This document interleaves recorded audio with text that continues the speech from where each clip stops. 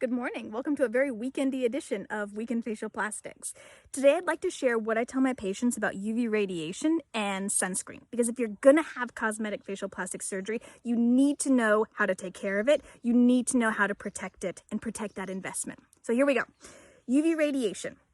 What is UV radiation?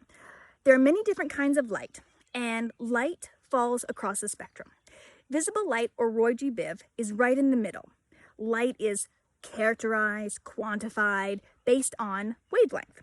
So longer wavelengths are called infrared and shorter wavelengths are called ultraviolet or UV. Ultraviolet light is further broken down into A, B, and C. We don't talk about C very much because very little, if any, actually makes it through the atmosphere onto Earth. UVA, I remember A for aging.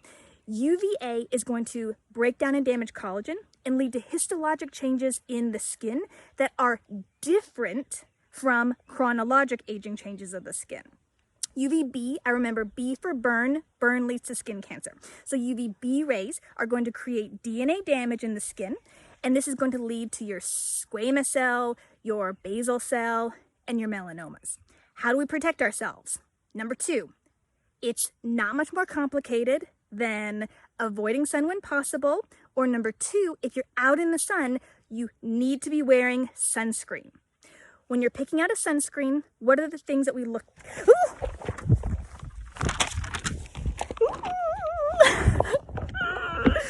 Are we still filming? Yes, we are. B. When we're picking out a sunscreen, what are the things that we look for? Products, okay? We need a product that's going to protect in a broad spectrum. That means it covers not only UVA, but also UVB. Zinc oxide is my favorite component for sunscreen. It's broad spectrum. It covers A and B at a very high efficacy. There are other popular products, titanium dioxide, which has its highest efficacy for UVB, not UVA.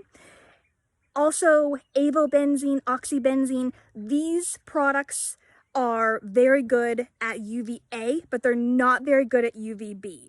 So look to see what is the active ingredient in your sunscreen.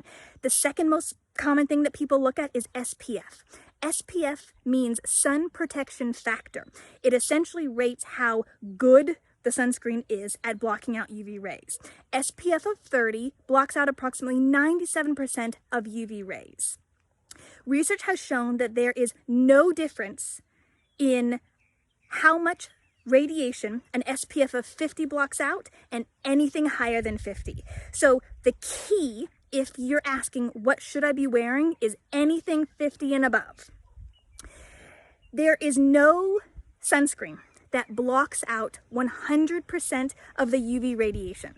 This is very important to understand. There is no sunscreen that blocks out 100% of UV radiation, even if it says SPF of 100, okay? It is my opinion that the same people who sat in a room and sold you something for 99 cents have also sat in a room and sold you SPF of 100. Now, there's nothing wrong with SPF of 100. It's an excellent, excellent sunscreen. My concern is that it has a tendency to lure people into a false sense of protection and security. You still have to reapply the sunscreen every 2 hours. If it gets wet, you still have to reapply. And just because you're wearing a sunscreen of SPF of 100 doesn't mean that you should still do your best to limit how much exposure to the sun you have, even though you're wearing SPF of 100. When it's cloudy outside, 80% of UV radiation still gets through our atmosphere. So even if it's cloudy, you need to be wearing sunscreen. A lot of people will say, well, I'm inside all the time. I don't have to be wearing sunscreen. And I understand the concept of that. However, research has shown that you can get damage to the skin from television screens, computer screens, tablets, iPhones, etc. So my recommendation is build it into your daily. Now, makeup has become smart. Makeup companies have decided to incorporate SPF into a lot of their products.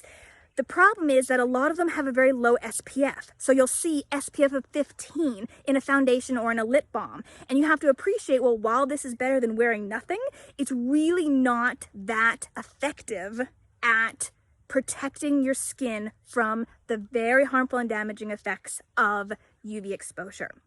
So those are the ins and outs of sunscreen and UV radiation. I hope you've learned something, even though I know you all are very smart. Educate yourself, make a decision that's right for you, and let me know what other questions that you want to talk about.